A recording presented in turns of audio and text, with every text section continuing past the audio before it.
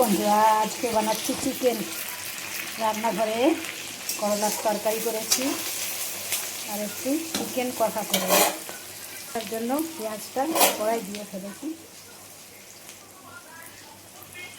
এবার দিচ্ছি এটা হচ্ছে আদা রসুনের পেস্ট, আদা রসুন আর কাঁচা লঙ্কা পেস্ট করে রেখে দিয়েছিলাম।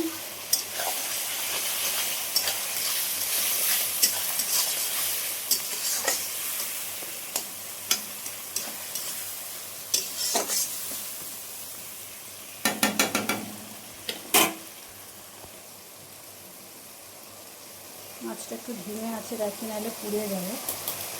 ধনে পাতাটা দিয়ে দিয়ে একটু ভেজে দেবো। ধনে পাতা দিয়ে দিলাম। ধনে পাতাটা ভাজা হয়ে গেলে গন্ধ লাগে না, অনেকে খেতে পারে না।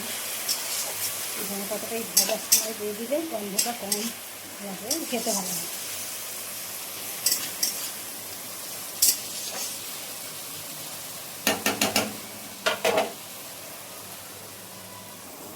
এবার দিচ্ছি টমেটো কুচি আর রেড বেল পেপার, লাল রং ক্যাপসিকাম।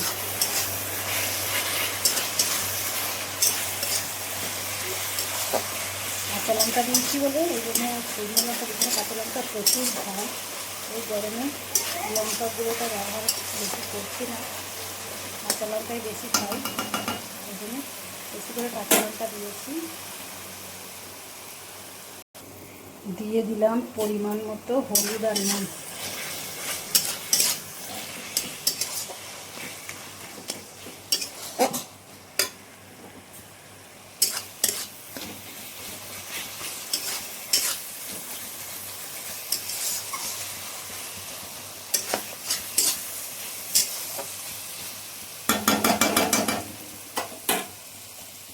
আপনার জলটা দিয়ে দেবো। মিক্সির জারেতে আছে জল, মানে রসুন আদা কাঁচা লঙ্কা পেস্ট করেছিলাম, তো ওটার জলটা দিয়ে দিলাম। এবার মশলাটা একটু ফুটতে থাকবে, তেল ছেড়ে দিলে চিকেনটা দেবো। মশলায় তেল ছেড়ে দিয়েছে,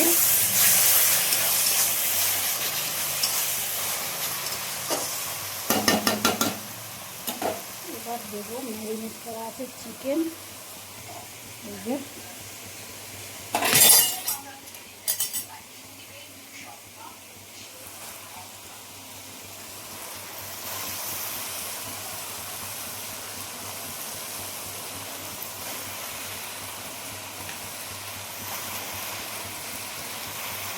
দিয়ে দিলাম ম্যারিনেট করা চিকেন।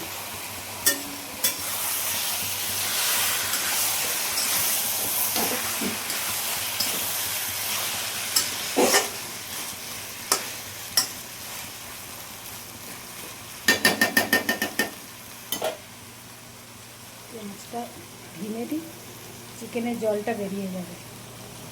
মাংসতে কত জল ঝরে গেছে, জল ছেড়েছে। এই যে দমটা কমে রেখেছিলাম, মাংসের জলটা বেরিয়ে গেছে। এটা আস্তে আস্তে এবার জলটা এবার কমাতে থাকবে, কষে কষে কমাতে থাকবে।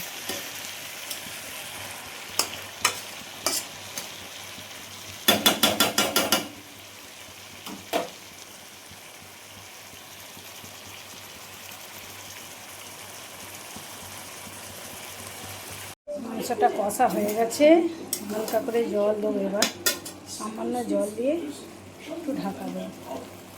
এটা গরম জল করে রেখেছিলাম, ফোটানো গরম জল সামান্য দিলাম একটু, এটা সিদ্ধ হয়ে যাবে।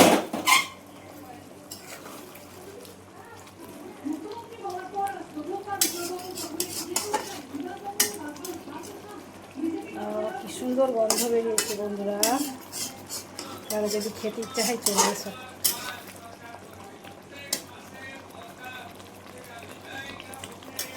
এটা তেল ছেড়ে দিলে মাংসটা তবে নামাবো। এটা এখন সেদ্ধ হবে, ভালো করে সেদ্ধ হলে খেতে ভালো লাগবে।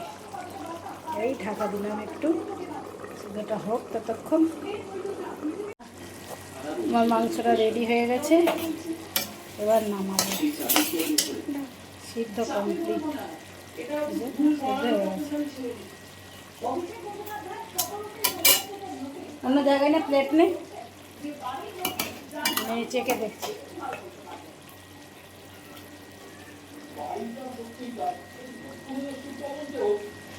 গ্যাসটা বন্ধ করি, আগে গ্যাস বাঁচাই, গ্যাসটা আগে বাঁচাতে হবে।